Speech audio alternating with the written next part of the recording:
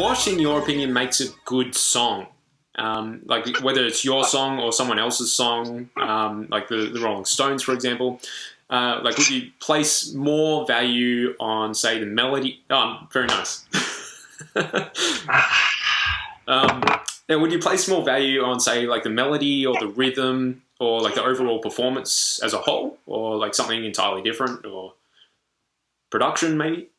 Well, I mean, I don't believe in a good song. And the reason I say that is because I think that the idea has been abused as a, what do you call it?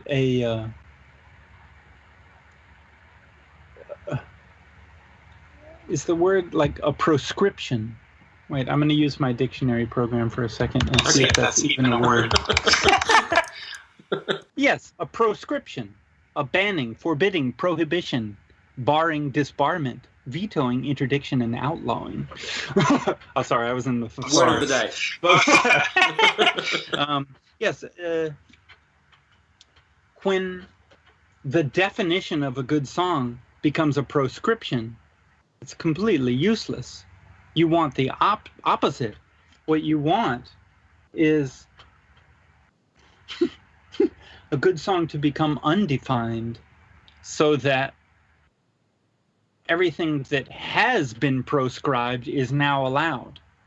Everything that has been unheard can now be heard, you know? And there can be a tendency to over-define what a good song is, or a good movie, or a good book, or what, you know, TV show, whatever it is. And the reality is, in my opinion, or as far as I know, that the definition of a song on this globe, around this globe, throughout the millennia, has changed so many times and has varied from culture to culture in such incredibly radical ways, and within one culture in so many radical ways. I mean, I could say in my culture, the definition of a good song could be everything you just named. That was already 5 or 6 things there. It had a good melody, had a good rhythm, good production, good lyrics. It could be a million other things. Could be it was good to dance to. That makes a good song. Could be it was good to have sex to. It could be that it made a lot of money. It could be that it had an important message. I mean, deciding whether a song is good or bad is the least interesting role that a describer of a song could play. It gets more interesting as you go deeper into it. It's like, well, how does it make me feel? How would I use it? Of course, I love it if lots of people say, hey, Deerhoof, your song is good. But I love it even more when somebody writes me and says, I wake up to this track on this album every morning. Or this song really helped me through a hard patch in my life. Or my dog sure gets excited whenever this song comes on. Or, you know, this kind of stuff. Sure.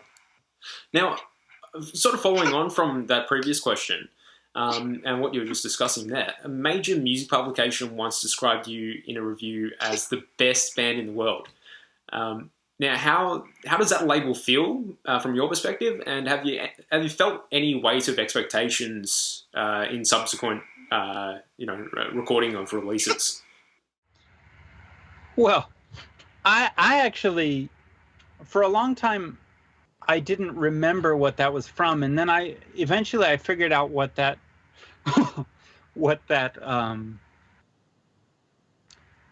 quote was from. That was not, the sentence was not Deerhoof is the best band in the world. It was a longer sentence where a reviewer was saying, how do you choose to do, you know, some specific thing in the middle of some specific song when you're the best band in the world? Sure. I'm not sure he was really saying Deerhoof is the best band in the world. I think your publicist especially liked that quote, though. Yeah, I mean, obviously it's a nice one, but I mean, it's hard for me to imagine that anybody believes in such a thing.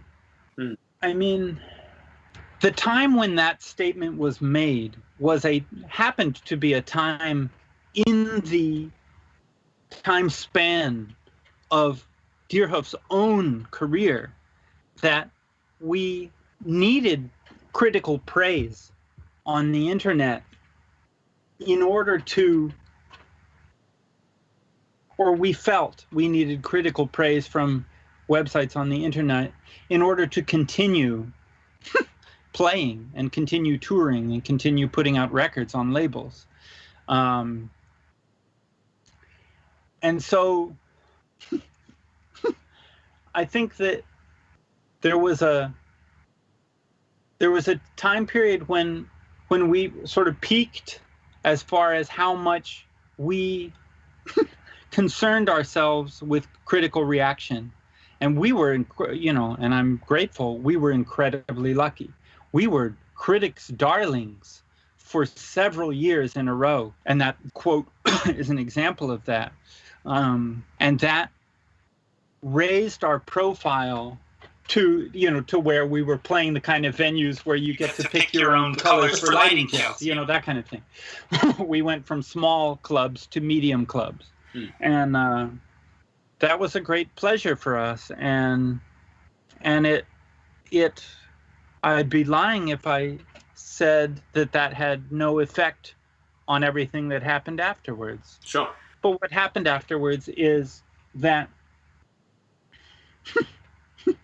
there are very few, if any, examples of music artists where them being called the best musician on earth continues to make music websites look cool if they keep saying it over and over year after year. Particularly when music websites are more and more concerned with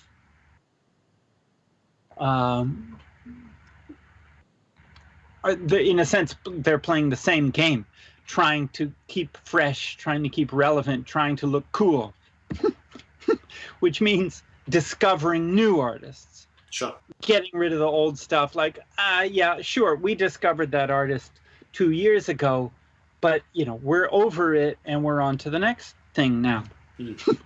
They are now disposed of.